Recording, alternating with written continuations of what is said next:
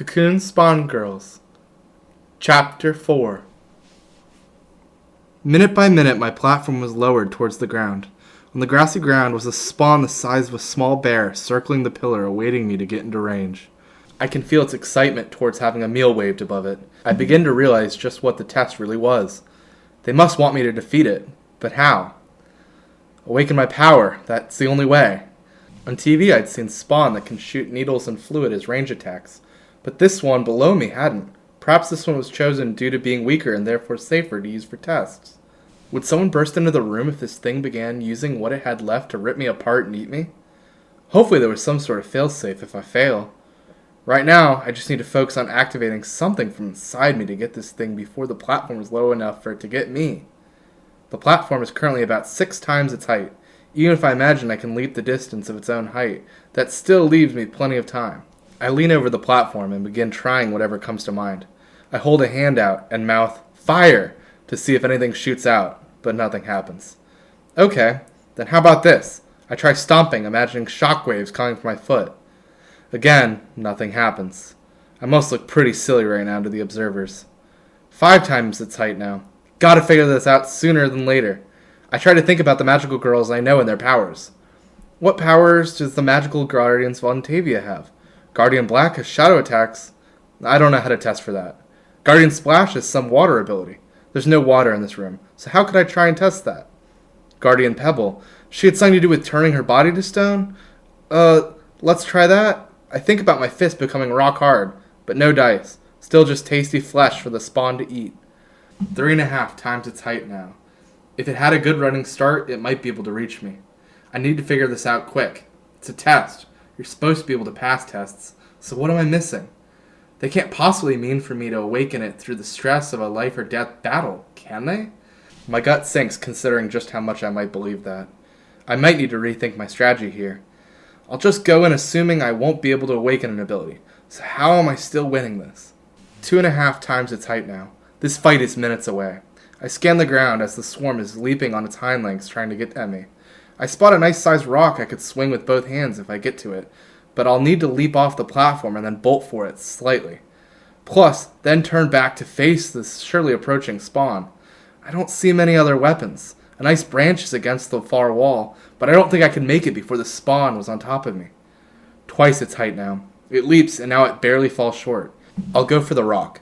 Besides that, it's all going to come down to kicks and punches, unless I awaken something.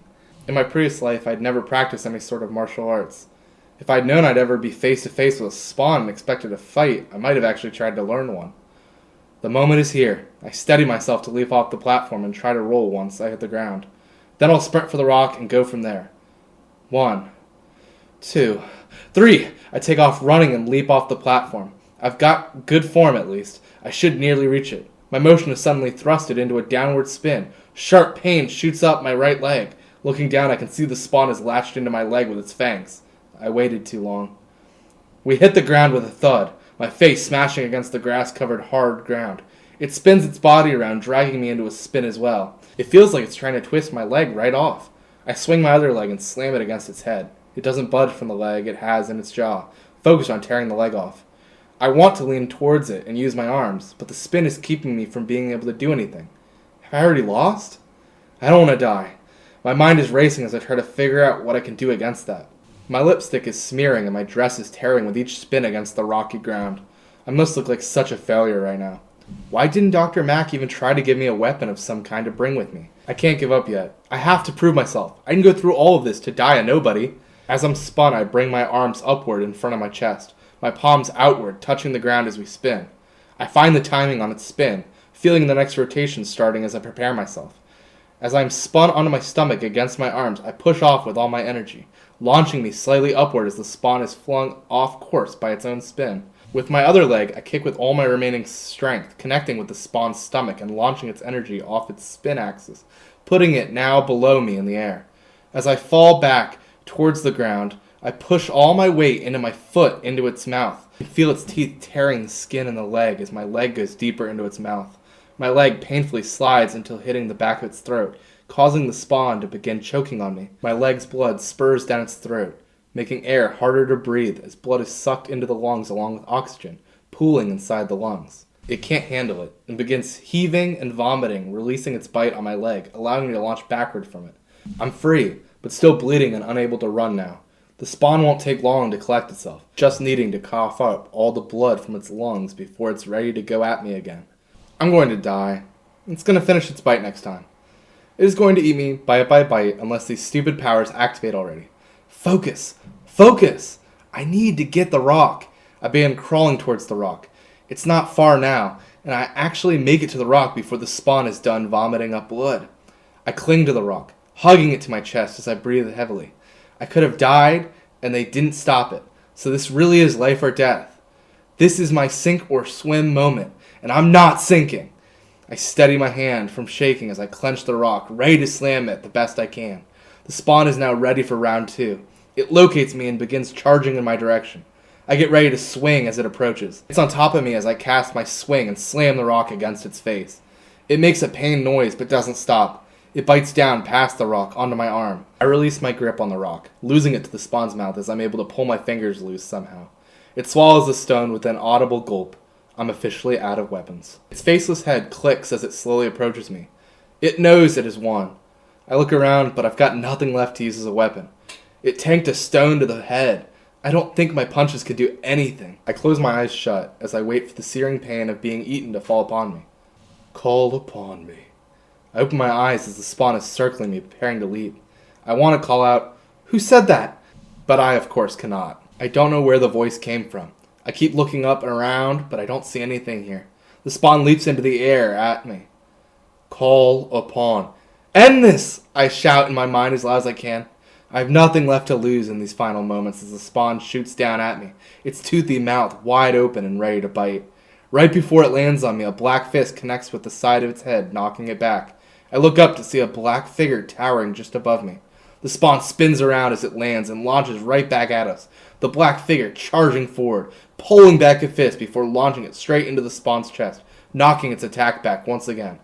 I'm left stunned as I watch my savior swing punch after punch. Adorned in a black suit of armor, he must be a knight. I don't understand where he came from, but I'm glad he arrived. I tear up. I must have been more afraid than I thought to start crying the moment I felt safe again. My whole body felt sore now that my adrenaline is dying down. That must be why. The Black Knight makes a roaring noise as it smashes its helmeted face right into the spawn's head. The spawn swings its head back in pain before the knight slams its armored gloved fingers into the side of the mouth, pulling at them.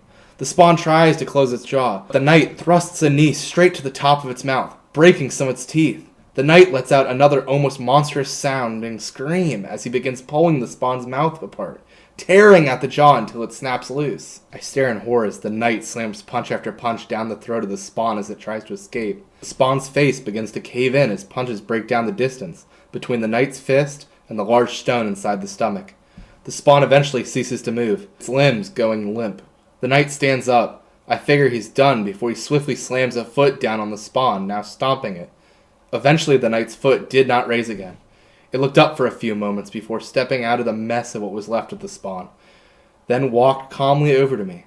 I stood up ready for whatever it might do. What I hadn't expected was for them to take a knee in front of me. They kneeled on one leg before me in silence as if waiting for something. I wanted to thank them, tell them how much I appreciated their help, but I was unable to make a sound nor fingers spell out a thank you. The helmeted face looked up at me, and in that moment I feel as if we are physically connected. I call out to them in my mind. Thank you, my brave knight. I owe you for this. The armored figure rumbles before me, the metal of the armor clamoring. Please, get your hand looked at as soon as possible, my king. What do you mean? I call out in my mind. The knight stands up again and steps towards me. No, they step towards me and then pass right through me. I spin around to look behind me, but there's no one there now. Where had he gone? Was this my power? Can I create a super cool knight to do my bidding? I suppose I've heard of magical girls with familiars before. I just hadn't realized they came in anything other than non-human shapes. I feel so tired suddenly. Once the knight took over the fight, all I did was watch. So why do I feel so worn out? Maybe it's being in a girl's body now? Perhaps I don't know my own limits anymore. I drop down to the ground, kneeling, then lying on my back. I try to control my breathing as pain sets in across my body. I hold my hands out towards the artificial sky, stretching them out. blood practically pouring down on my eyes from my hands. I wipe my eyes with the corner of my blouse, rolling onto my side to keep more blood from getting into my eyes as I stare at my hands. They're completely bloody and bruised, torn up and covered in open bite marks. I don't remember getting so injured during my part of the fight. I heard the sound of a door open somewhere behind me. In that moment, Dr. Mack's voice is calling out to me. Sophie? Sophie, can you hear me? Sweetie, please be okay. We're gonna patch you up right now. Dr. Mack picks up my damaged body and cradles me, lifting me up and carrying me out of the testing room and onto a stretcher. Another 2 people in doctor lab coats join her side. They're all talking at such fast speeds about things I don't understand. The stretcher is rolled down a long hall as they continue discussing things I can't follow. Sophie? I hear my name called. I look up and meet Dr. Mack's face. She's smiling at me when our eyes meet. I knew you would pass. You did so good. I try to make a hand motion for, I don't know, since I didn't do it alone without whatever the night was. She seemed to get at least that I was uncertain about how well I did. Sophie, your power was splendid. I won't ever wager on someone's ranking, but I'm sure you're going to fall somewhere around A at least. She smiled again, clutching my hand as the stretcher moved forward down the hall. Your power's the type that's going to need a bit of research. Watching that replay from the test, but whatever that ghostly armor was that appeared around you, surely it's an A-rank ability. I didn't understand what she meant. The knight never seemed ghostly to me at all. On the contrary, he seemed quite sturdy as if made of steel. I was brought into a medical room where the other 2 doctors from before began cleaning my wounds and stitching me up. Dr. Mack left after we made it to the room, leaving my bag behind on a counter. As the other doctors began sewing me up, I got to experience a sharp pain every time the needle passed through my tender skin. I wish they could have given me painkillers first. As he was sewing, the male doctor began speaking to me. You're going to need to be more careful going forward. It doesn't seem you feel any pain when you're the knight. But looking at you now when the fight's over, you won't last long, missy, if you don't remember to watch out for yourself. I looked down at my broken finger covered in bite marks. It seemed like I was really punching something far too hard. Almost like I was doing what the knight was doing? Was I not really just watching? I've ordered them to create you some special armored gloves for you to wear when you fight, along with requesting some light armor to fit the costume they're whipping up for you. Does all that sound good, missy? I nod. He finishes sewing my left hand up and moves over to my right. With my left, I get the other doctor's attention, who just finished bandaging my shoulder. I point towards my notebook, which Dr. Mack had brought for me. The doctor grabs it for me and gives it to me. I write as best I can with my left hand a request. Can you show me the video of my test? I hold it up to her. She smiles and agrees. She walks over to the computer and rolls over a small cabinet screen. After fidgeting with it, she gets the video started. It's just how I remember it. I can feel my heart beginning to speed up just watching myself get spun around by that thing. I make it to the part where the rock got swallowed and the knight showed up. And as I was beginning to suspect, no one showed up. Quite the opposite. I had suddenly gotten up on my bleeding leg and leapt at the spawn. Just as Dr. Mack had mentioned, a ghostly black suit of armor appeared around my body. My power, as it would turn out, was not to summon a knight. No, it was to embody a knight personality which felt no pain and focused only on doing what I had asked of it. Once I was done getting stitches and cleaned up, I would hear a lot more from the doctors about their findings. During the time the knight was active, my durability and stamina increased as well as my combat prowess.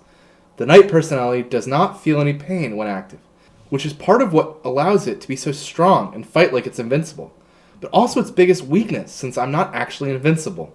As the knight, I must always try to enforce care towards my body. If I forgot, or run wild, I might very well tear my body so apart I'll die. But there's also my desire as the king. When I summon it, I must be careful just what I ask it to do. The royal decree is like a loud pounding will upon the knight. Can't overdo it, or I'll be sending myself to death. A power that actively forgets to protect me when asked to protect me. A power that could kill me by being too focused on winning an unwinnable fight.